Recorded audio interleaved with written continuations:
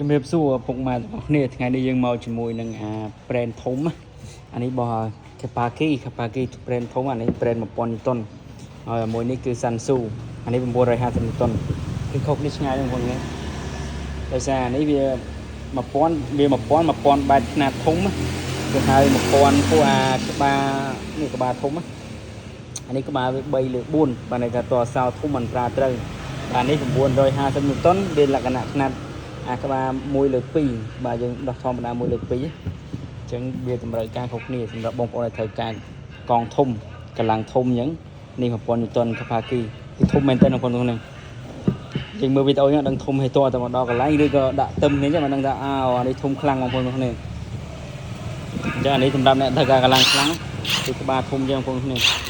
បាញ់ដឹងចេះបងប្អូនខ្លាំងមែនតើបងប្អូនហ្នឹងបាទថ្មវាក៏ធំដែរ6អាំពែហើយរៀនវាក៏ធំមែនតើសម្រាប់មួយនេះខាប៉ាគីហើយតម្លៃវាដូចគ្នាពីរនេះភាសានេះប្រេនវាលំដាប់ប្រេនប្រចាំហាងយើងហ្មងនេះសម្រាប់បងប្អូនគាត់ត្រូវការក្បាល1/2ក្បាលធម្មតាអញ្ចឹងយើងអាចដាក់គ្រាប់ផ្សោប្រភេទធម្មតាអញ្ចឹងតែបើពួកអានេះតើគ្រាប់ផ្សោធំក្បាល3/4តក្បាល3/4អានេះសម្រាប់បងប្អូនដែលត្រូវការធំដោះត្រូវបើជាងម៉ូតូកុំទិញព្រោះនេះគឺទិញទៅដាច់ផ្សោគេអញ្ចឹងកុំទិញ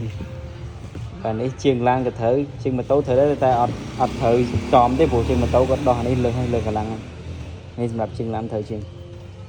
តែបើនេះធំខ្លាំងហើយកម្លាំងវាខ្លាំងមែនទែនបងប្អូនកម្លាំងប៉ាវហ្មងអញ្ចឹងបងប្អូនដែលត្រូវការអាចមកតេស្តផ្ទាល់ដល់កន្លែង